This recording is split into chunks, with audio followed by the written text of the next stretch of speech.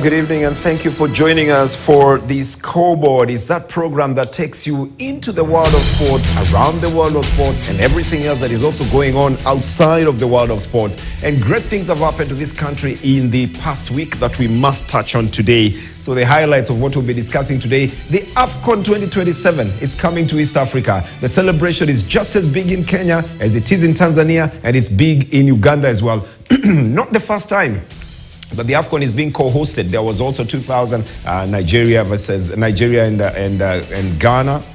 But then again, this is big because it is in East Africa. So we'll see and find out what exactly it means for the East African nations and whether the other East African nations, because that comprises also Djibouti, the South Sudan, the Somalia, and Rwanda and Burundi.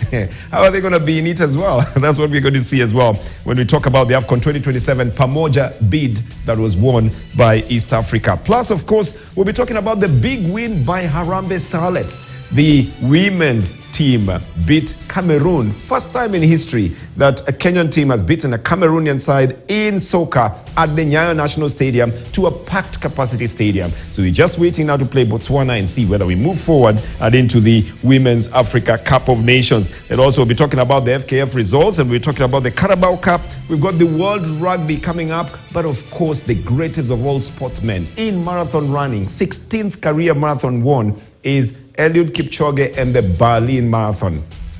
Something special about Berlin: 12 world records have been notched in Berlin. I don't know why, but we've got an expert in the studio who will tell us about that when we come to that. So that's what we've got lined up for you. I am Bernardo Tieno. You can also join us in conversing about the issues we have in studio. Today's comment that I want you to make is: how do you think Kenya could gain from the AFCON bid win? How do you think Kenya should gain from the AFCON bid win? I am at Bernard_Sports, at Kchege_Sports, and at Wilfred Bungay is where our Twitter handles are at. Let's get deep into it then. And let me introduce you to the gang as well. The cool kid is here again. Cool kids, when their jerseys have, logos that you don't know about. How was your weekend? Fine, Bernard. Good to see you. Good to see you too. Yeah, what worked for you? What worked for me is an article that I read over the week that the Saudis now, after taking over golf, after getting all the superstars, now they're looking for referees. They want to buy some referees, yes. Okay. Now, but then there was a rejoinder and advice given by Mark Clattenburg to be a referee in the Premier League. And he told referees, look, they offer you money, but then you go, then you lose your opportunity to referee in the World Cup, use the opportunity to referee in the Champions League. Why? But the Saudis will be in the World Cup as well. Why? That's what happened to him. So he gave his example. Okay. Yeah. All right. So that didn't work for you, or that worked for you? That worked for me. That was a good thing. That they were stopped? No, it's a good thing that there's somebody to give advice. You're not just rushing for money. You're being told, yes, there is money, but then you're told someone else is telling you these are the consequences. Okay. So what worked for you? Somebody advised the referees not to go to Saudis. That's what you're saying. Let me hear what worked for you. What worked for you? Yeah. Bernard, for me, what worked actually this week is something so special. Mark Verstappen was able to win. The Formula One. Yeah, exactly. But remember this, he has won 13 out of 15 races. Correct, yes. Something very interesting.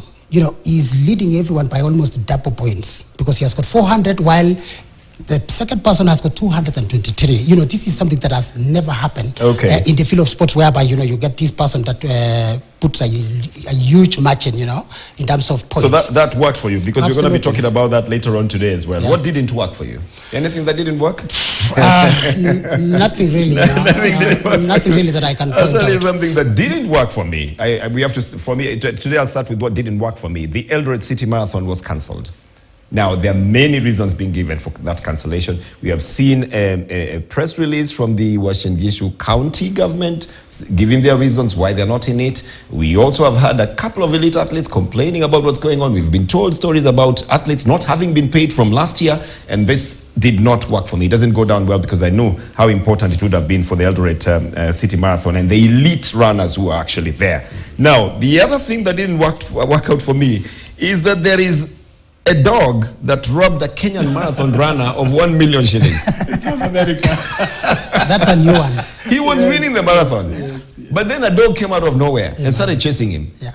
And so he had to run a little bit from the side. And when he's running to avoid the dog, the other two passed him. And so he became number 3.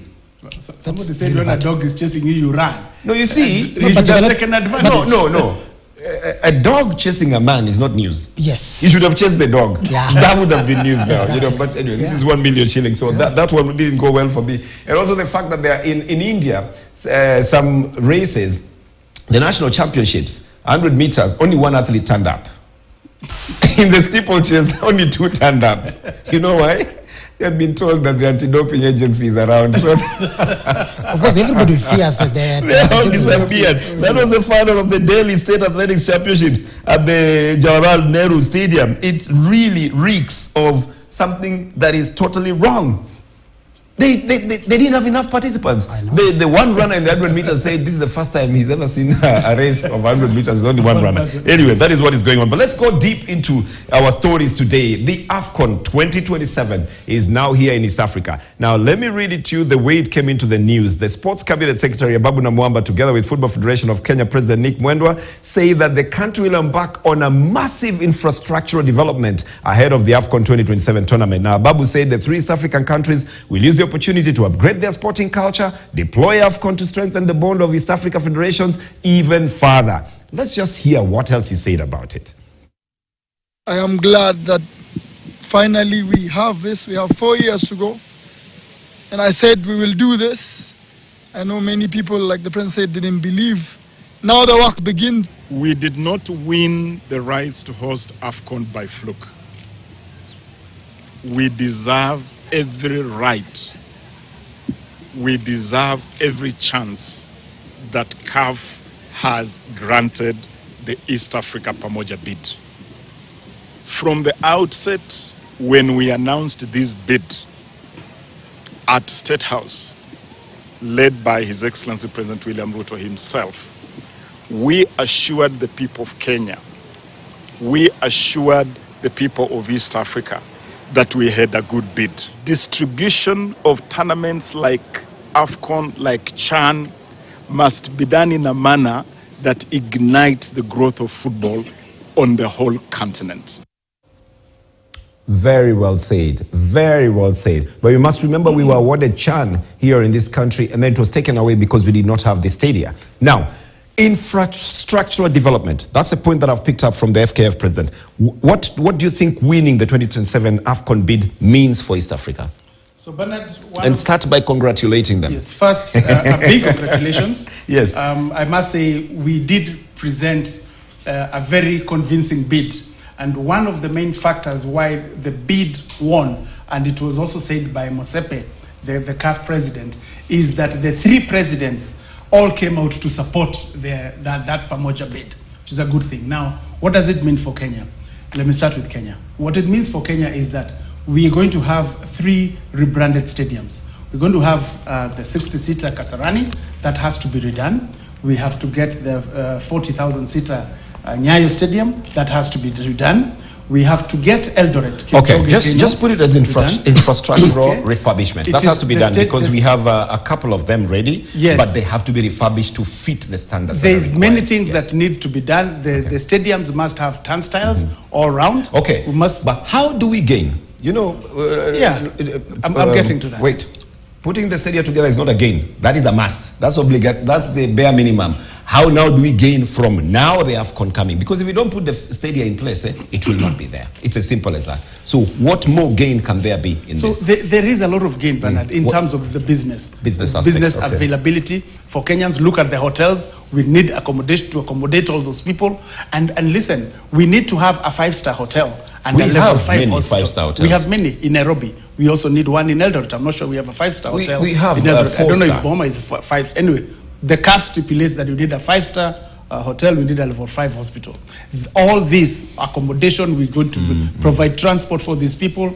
this is going to be awesome business for us. I mean, it's not too long ago. You remember when we had the All African Games in, I think, That's 1987. a long time back, It's a long time ago, yeah. But you know, there was a lot of roaming business that was done then. Correct. So Nyayo Stadium, Kasarani was. I can tell you, whenever there's football, even if Gor Mahia just goes to Thika, you know, there's business opportunity there. And things change and all that. You know, whenever these big teams travel to any town, it changes. But let's look at the bigger picture as well. Yeah, and incidentally, Captain, I must ask you, it's the second time I've seen Mary Moraa in these football events. You know, she was there at the airport. She's the world champion 800 meters women. She was at the Nyayo Stadium to motivate the girls. I saw her. I could show you pictures. We took pictures together. Well, I think it's very important, especially to see Mary Moraa there supporting football, because as a sport person, it is always good to be proud of something that you have gotten. And I think, you know, to go to the question, Bernadette, you ask, what do we stand? What do we stand to gain? Yes. Yeah, what do we stand to gain? First and foremost is the exposure, because remember that we love football, yes, as a country, but we have not been doing so well. And the fact that we are going to host, remember that for anyone who want to play at that time, they will need to be doing a lot of training. You will see so many clubs sprouting up because we know there is a big tournament that we are going to get. Okay. And this one is something very advantageous. Secondly, what we need to be careful, and when you talk about infrastructure, remember Guinea was stripped of hosting. And we were given Morocco. The reason why, because they didn't have us facilities. Of course, I mean, we already know that, you know, the 4 stadiums, you know, has already been contracted to KDF, you know, for them to be able to do. But my thinking is this. I'm looking at it, you know, in terms of this infrastructure. We should put them in a standard that will remain for a very long time. Because remember, we don't want this event. Yeah, we don't want this event to last for a long time. Yes, we don't want this to be the last event, you know, that we can be able to host more bigger events. Yeah. But let's look at just the gains first before we even, you know, talk deeper of what should happen. There will be need for transport, air and ground transport. There'll be need for accommodation. It's not only for the clubs. Again, this is the first time there's going to be, we're going to have an expanded tournament from the next edition. So it means in 2027 that expanded tournament is what we're talking about, more teams. Now we have to find out which group is going to be in Kenya, and which group is going to be in Uganda, which group is going to be in Tanzania, where they're going to be staying as well, all the food that is going to be eaten around there, all the money being spent there, all the foreign exchange that is going to come in. All this is going to be of benefit. But you have also forgotten one thing, that Kenya will qualify for the 27th That's very important. So our Harambee Stars, Harambee Stars. It's not the right way to qualify, but yes, automatic qualification. So what we're saying is, yesterday, Harambee Stars officially qualified for AFCON 2027. And so did Uganda, and so did Tanzania. That's a great thing for football for this country. Remember 1 year, hardly 6 months ago, we were in the doldrums. My only, what I'm afraid, especially with this tournament, Bernard, is that I'm looking at Eldoret. How many tournaments can it be done there? Because remember this, we have talked about hotels. This is something very important. When you are hosting a championship like AFCON, you need those sportsmen and women and the officials must be in certain standards of hotels. Unfortunately, you know, we don't have that. You're thinking Eldoret doesn't have that? Yeah.